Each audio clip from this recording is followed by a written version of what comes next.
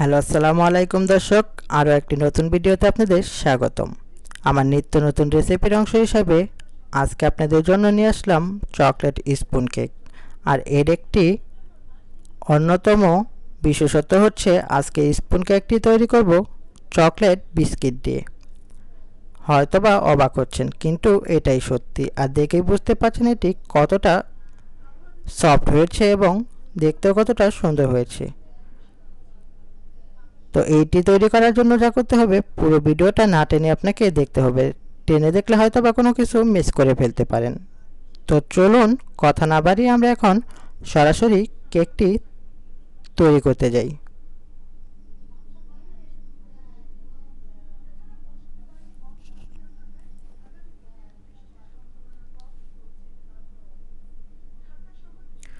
দর্শক, প্রথমে আপনাদের বলেছিলাম এর একটি বিশেষত্ব হয়েছে, এটি আমরা তৈরি করব চকলেট বিস্কিট দিয়ে। তো চকলেট বিস্কিট দিয়ে হয়তোবা আপনি আগে কখনো চকলেট স্পুন কেক তৈরি করেননি। যদি আপনি না করে থাকেন তাহলে আপনার জন্য ভিডিওটা একদম পারফেক্ট। আর এটি কতটা ইজি তা আপনারা দেখলেই বুঝতে পারবেন। আর আমি সবসময় চেষ্টা করি আপনাদের হাতের কাছের উপকরণ দিয়েই যেন আপনারা খুব সহজে ভালো ভালো এবং মজাদার রেসিপি তৈরি করতে পারেন। তারই অংশ হিসাবে আজকের রেসিপিটি তৈরি করা। তো এখানে আমি দুটি বিস্কুট অর্থাৎ দুটি চকলেট বিস্কিট আমি দোকান থেকে কিনে এনে এগুলোকে প্যাকেট থেকে বের করে ছোট ছোট করে ভেঙে নিচ্ছি। তো এইভাবে আমি সবগুলো বিস্কুটকে 3 থেকে 4 টুকরো করে ভেঙে নিব। আর এই বিস্কুটটি কিন্তু আপনারা যে কোনো দোকানেই পেয়ে যাবেন, অর্থাৎ যে কোনো কোম্পানির বিস্কুট হলেই হবে, অর্থাৎ এটি যেন চকলেট বিস্কুট হয় সেটি একটু খেয়াল রাখতে হবে।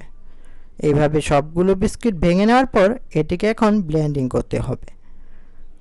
তো সেই সুবাদে আমি এখানে ব্লেন্ডিং মেশিনে সমস্ত বিস্কুটগুলোকে দিয়ে দিচ্ছি। এখন এটিকে আমি ব্লেন্ডিং করে নিব। স্টার্ট করে দিলাম আমার ব্লেন্ডিং মেশিনটি। তো এটি এখন মনে হচ্ছে পুরোপুরি হয়ে গেছে। এটি আপনারা হাত দিয়ে তুলে আমি দেখে দিচ্ছি, এটি কিন্তু এরকম পাউডার আকারের হবে। অর্থাৎ বিস্কিটগুলো দিয়ে আমরা একটা চকলেট বিস্কিটের পাউডার তৈরি করে নিয়েছি।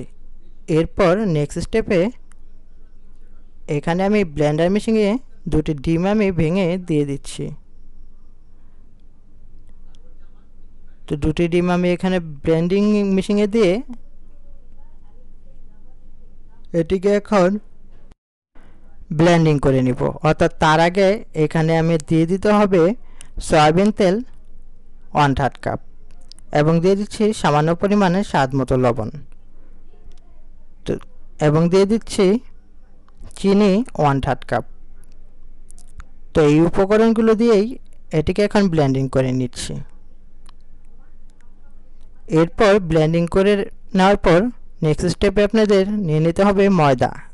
1 কাপ ময়দা আমি এখানে নিয়ে নিয়েছি এবং দিয়ে দিচ্ছি বেকিং পাউডার 1 চা চামচ এবং দিয়ে দিচ্ছি বিস্কিট দিয়ে তৈরি করা সেই পাউডারটি, অর্থাৎ বিস্কিটের পাউডারটি যেটি আমি ব্লেন্ডিং করে তৈরি করে নিয়েছি আগেই, এবং দিয়ে দিচ্ছি 1/2 চা চামচ সোডা।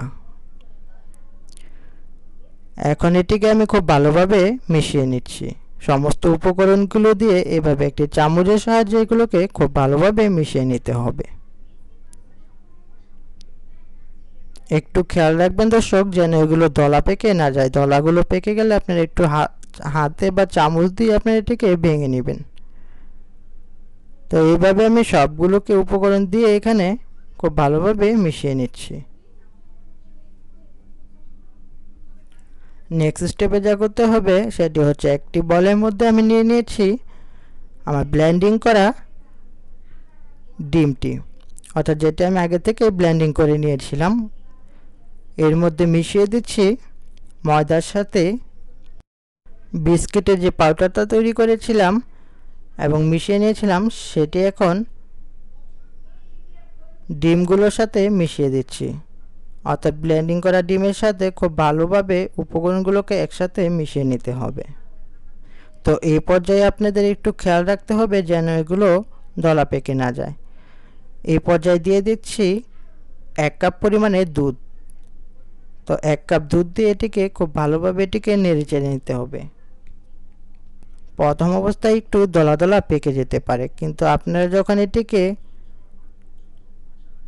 এভাবে হ্যান্ড ব্লেন্ডিংয়ের সাহায্যে ব্লেন্ড করবেন, অর্থাৎ হাতের সাহায্যে, তখন কিন্তু এটি আস্তে আস্তে দলাগুলো ভেঙে যাবে। অর্থাৎ আমি আপনাদের দেখিয়ে দিচ্ছি খুব ভালোভাবে এটি কিভাবে আপনাদের এগুলো ভেঙে নিতে হবে, সেটি আমি আপনারা স্ক্রিনে দেখতেই পাচ্ছেন। তো এভাবে আমি সমস্ত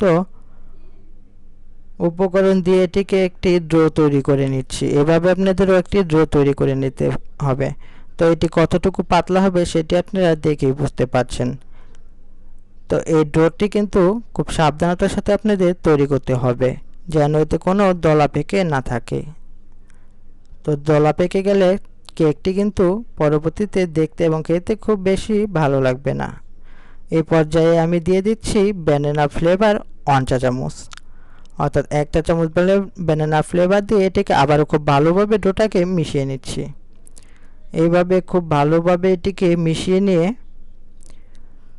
এই পর্যায়ে একটি কড়াই বসিয়ে নিয়েছি আমি। তো কড়াইয়ের মধ্যে দিয়েছি বালি, আর বালিটা আমি আন্দাজ মতো দিয়েছি। আপনারাও দেখে এখান থেকে আন্দাজ মতো বালি দিয়ে এভাবে একটি স্টিলের স্ট্যান্ড বসিয়ে নেবেন। অর্থাৎ এটি বসিয়ে নেওয়ার পর একটু গরম করতে দিবেন। তো এই ফাঁকে আমি নেক্সট অন্য একটি কাজ করছি, আর সেটি হচ্ছে একটি পেঁয়াজ আমি কেটে নিয়েছি, আর এর মধ্যে দিয়ে দিচ্ছি অয়েল, সয়াবিন অয়েল দিয়ে পেস্টটি এবং যে টিফিন বাটিতে আমি এটি বানাবো সেটি খুব ভালোভাবে তেল দিয়ে ব্রাশ করে নিয়েছি। এই পর্যায়ে দেখুন আমি এটি কিন্তু পেস্টটি টিফিন বাটির মাপ দিয়ে কেটে নিয়েছি। তো সেটি এখন বসিয়ে দিলাম। এই পর্যায়ে যে ডোটি আমরা তৈরি করেছি সেটি টিফিন বাটির মধ্যে দিয়ে দেব। এইভাবে সবগুলো ডো দিয়ে হালকা হালকা এভাবে একটু ঝাঁকিয়ে নিচ্ছি, যেন ভিতরে ফাঁকা না থাকে। এই পর্যায়ে আমি টিফিন বাটির মুখটি আটকে দিলাম। এরপর এটি এখন গরম হয়ে গেছে বালিটি। তো এর মধ্যে এখন টিফিন বক্সটি আমি বসিয়ে দিয়েছি, সেই সাথে এর উপর দিয়েছি একটি হরা, অর্থাৎ আপনার যে কোনো কিছু এখানে দিতে পারেন। এভাবে একটি ঢাকনা দিয়ে মিডিয়াম আঁচে রেখে দিলে আপনাদের এরকম একটি খুব সুন্দর চকলেট স্পুন কেক তৈরি হয়ে যাবে। তো চকলেট কেকটি আমি বের করে এখন আপনাদের একটু দেখিয়ে দিচ্ছি এটি কতটা স্পুন হয়েছে এবং কতটা মজাদার এবং ইয়ামি হয়েছে। আর দেখতেই পেলেন কতটা সহজ এবং হাতের কাছের উপকরণ দিয়ে তৈরি করা সম্ভব এই মজাদার yummy chocolate spoon cake recipe. তো আশা করি দেরি না করে চটজলদি শুরু করে দেন এবং তৈরি করে ফেলুন মজাদার চকলেট স্পুন কেক। আর যারা চ্যানেলটি প্রথম দেখছেন আশা করছি তারা চ্যানেলটি সাবস্ক্রাইব করে পাশেই থাকবেন। তো আজকের মতো এখানে বিদায় নেব। ভালো থাকবেন, সুস্থ থাকবেন। আসসালামু আলাইকুম।